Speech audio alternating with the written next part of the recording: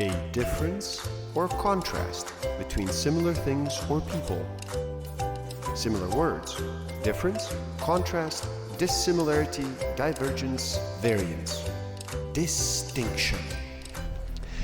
Distinction between EQ and IQ. Hello, friend, and thank you for joining me here today. Something odd is going on in public discourse. More and more commentators are ignoring important and in some cases rather obvious distinctions. As a result, they pursue lines of thought that defy common sense and cause confusion, injury to others, or both. One reason for this widespread failure to make important distinctions is that for almost a century, the emphasis on all levels of education has been on mind stuffing rather than training in effective thinking. The result of this misconceived focus is that many people leave school without having learned how to think effectively. Another reason is that we have been persuaded that truth is created rather than discovered. Those who embrace this idea believe that their views cannot be wrong, so they see no need to make distinctions. So let's get into our first distinction of the day here together. Distinction between EQ and IQ. EQ and IQ are terms that are often confused and mistakenly used with each other. However, there are some very important distinctions between EQ and IQ. IQ is known as the intelligence quotient, and it is a measure of a person's relative intelligence. Emotional quotient, also known as EQ, is the ability to identify and manage your emotions and the emotions of others. The sky's the limit for a person who excels in both areas. Intelligence quotient. Dictionary defines IQ as a number used to express the apparent relative intelligence of a person, determined by either the ratio of the mental age, as reported on a standardized test, to the chronological age multiplied by 100, or a score determined by one's performance on a standardized intelligence test, relative to the average performance of others of the same age. The secondary definition is proficiency in or knowledge of a specific subject. A person scoring below 70 is typically considered to have an intellectual disability, while those scoring over 145 are considered genius or near genius. While it's technically possible to score at or above 180, 2/3 of the population have IQ somewhere between 85 and 115. IQ can change over time, depending on a person's propensity to learn new concepts. Emotional quotient, no. EQ is defined as the individual's ability to sense, understand, and effectively apply the power of emotions to facilitate higher levels of collaboration and productivity. EQ is often referred to as emotional intelligence. No, as the terms are interchangeable. Sit down, sit. Research shows that successful leaders and superior performers have well-developed emotional intelligence skills. This makes it possible for them to work well with a wide variety of people and to respond effectively to the rapidly changing conditions in the business world.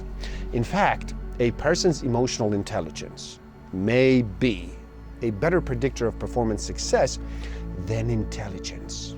Emotional intelligence is measured through assessment. A person answers a series of questions and in doing so earns a specific score for each of the 5 individual subcategories that make up EQ, as well as an overall score, just like IQ. A person can focus on a specific area of EQ and then work to improve their scores. The 3 internal hallmarks of emotional intelligence pertinent to self are self-awareness, the ability to recognize and understand your moods, emotions, and drives, as well as their effect on others. Self-regulation, the ability to control or redirect disruptive impulses and moods, and propensity to suspend judgment and to think before acting. In practice, it is your ability to influence your emotional clarity. And the third one is motivation, a passion to work for reasons that go beyond the external drive for knowledge, utility, surrounding others, power, or methodology, and are based on internal drive or a propensity to pursue goals with energy and with persistence. Externally, EQ is a measure of what goes on between you and others. So the other two are social awareness, the ability to understand the emotional makeup of other people and how your words and actions affect others. Summed up, it is all about assessing others. And finally, the fifth one, social regulation. It is your ability to influence the emotional clarity of others through a proficiency in managing relationships and building networks. Take a moment and write in the comments below, were you aware of these 5 subcategories of emotional intelligence? Also, let me know, how do you see the importance of IQ and EQ? Which one do you give more importance to? Many people hold that IQ is more important for a person to achieve success in life, while researchers hold that people with high EQ are more successful in their careers. While IQ is a number that indicates a person's reasoning or logical ability in comparison to the statistical norm, conversely, EQ implies the level of person's emotional intelligence. Now, key distinctions between IQ and EQ. Number 1, an individual's level of emotional intelligence, which is represented by a score obtained in a standardized test, is called emotional quotient or EQ. Intelligence quotient or IQ is the number obtained from the standardized intelligence test, which represents an individual's ability of logical reasoning. Number 2, a person's success in school depends on his IQ level, whereas a person's EQ level reflects his success in real life.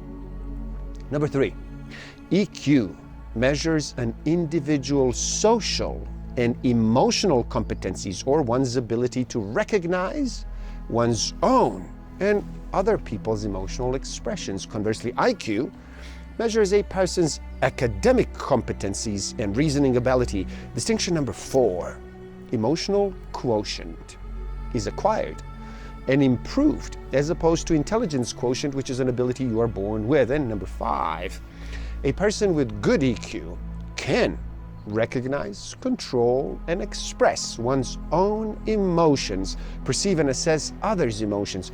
On the contrary, a person with high IQ can learn, understand, and implement knowledge, and possesses logical reasoning and abstract thinking. And distinction number 6, high emotional intelligence can be seen in leaders, captains, managers, and people with social challenges.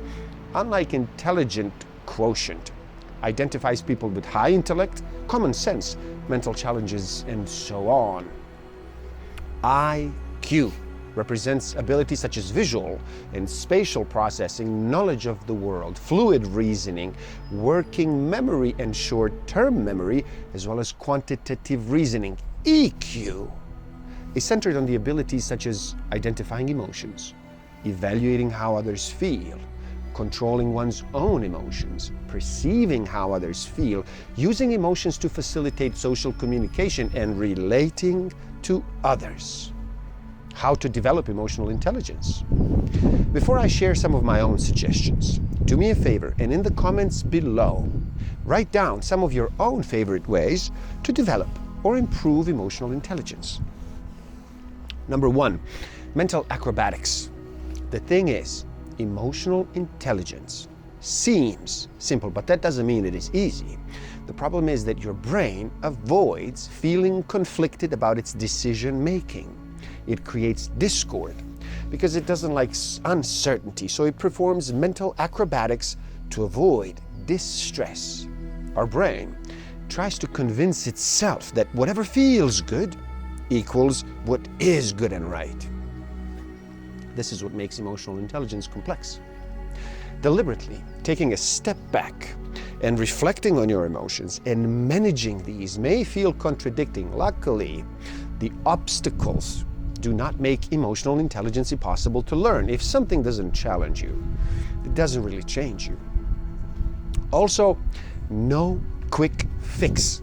As for many personal development tools and techniques, it is not a quick fix. Reading a book or an article or attending a workshop will not turn you into the most emotionally intelligent human being overnight. Emotional intelligence can only be developed by deliberately taking actions starting now. Suggestion number 3, practice responding rather than reacting to increase self-awareness. Learn about mindfulness. Mindfulness involves focusing on the present moment, including how you are feeling. Practice self-awareness.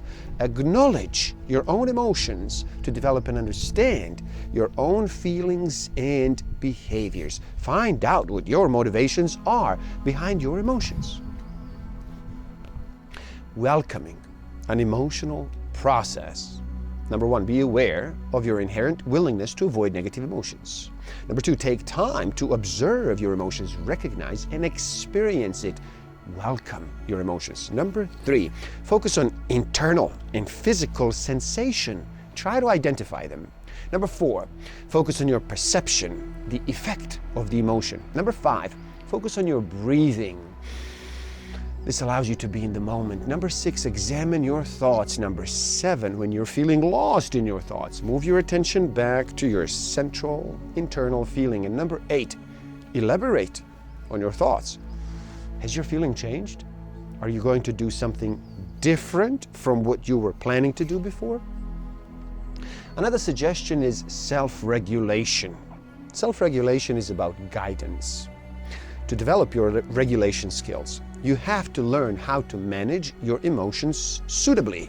The first step is to accept your emotions and then take responsibility for your behavior.